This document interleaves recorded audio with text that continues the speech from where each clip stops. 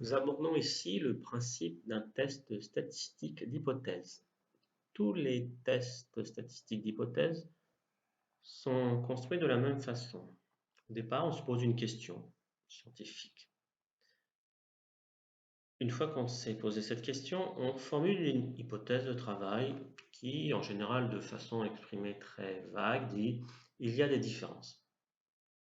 Cette hypothèse de travail, on veut la valider de façon plus précise par un test statistique. Et pour ça, on fait une hypothèse qui va dans le sens contraire de notre hypothèse de travail. Cette hypothèse, on l'appelle hypothèse nulle. On la note H0. Si notre hypothèse de travail est il y a des différences, eh bien l'hypothèse nulle, dans un sens très vague, est il n'y a pas de différence, il y a égalité. Hypothèse nulle, en général, c'est une égalité entre certaines quantités. L'objectif, c'est de rejeter cette hypothèse nulle au profit d'une hypothèse alternative qu'on appelle H1. Il y a plusieurs hypothèses alternatives possibles. L'alternative à égale, c'est différent, c'est celle qu'on prend en général. Donc H1, c'est en général l'hypothèse que les quantités qu'on avait égales dans H0 sont différentes. Mais on pourrait considérer que c'est une des deux qui est strictement plus grande ou plus petite que l'autre. Pour cela, eh bien, on fixe un seuil de rejet qu'on note alpha tout le temps. Alpha, on l'appelle aussi le risque de première espèce, le risque de se tromper. On prend donc égal à 0,05.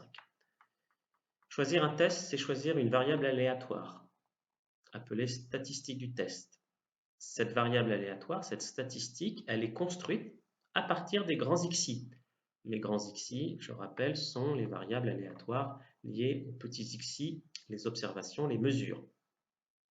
La statistique du test, ici on va l'appeler z étoile. En fait, dans la vraie vie, elle se note grand Z. Mais en fait, la lettre de la statistique dépend du test. On a le test T, la statistique s'appelle T. On a le test U, la variable aléatoire s'appelle U, le test du qui2, etc., le test W. Il y en a énormément des tests, mais ils fonctionnent toujours sur le principe qu'on expose ici.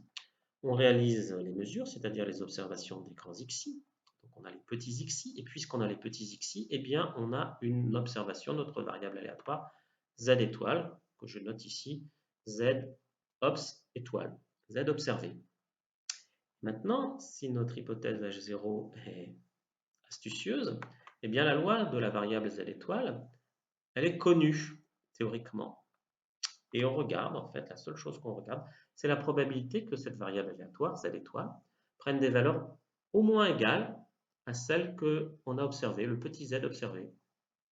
Alors au moins égales, tout dépend si on prend des valeurs absolues ou pas. En valeur absolue, eh bien, c'est ce qu'on fait ici par le test bilatéral, c'est-à-dire probabilité qu'elle prenne des valeurs vraiment plus grandes ou des valeurs plus petites avec l'opposé. En anglais, cette probabilité se note p-value. C'est elle qui nous intéresse maintenant. Et cette p-value, si elle est trop faible, eh bien l'événement z étoile en valeur absolue plus grand que z observé en valeur absolue est peu probable. Et peu probable, donc on rejette notre hypothèse H0 au profit de l'hypothèse alternative H1. Donc concrètement, on compare p-value au seuil de rejet alpha 0,05. Si p-value est plus petit que 0,05, on rejette H0. Et là, on comprend bien le risque alpha. Alpha, en fait, c'est la probabilité maximale qu'on s'autorise de se tromper en rejetant H0, alors qu'elle est vraie. Si la p-value est plus grande qu'alpha, eh bien, on ne rejette pas H0. On considère que la valeur z observée, elle peut être attribuée au seul hasard, aux seules variations d'échantillonnage. Et là aussi, il y a un risque de se tromper et ce n'est pas du tout alpha. C'est là qu'il c'est difficile en général de comprendre ça. Quand on ne rejette pas H0 alors qu'elle est fausse, eh bien on commet un risque.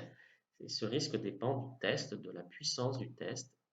Ce risque de seconde espèce, qu'on note bêta, n'est pas connu en général.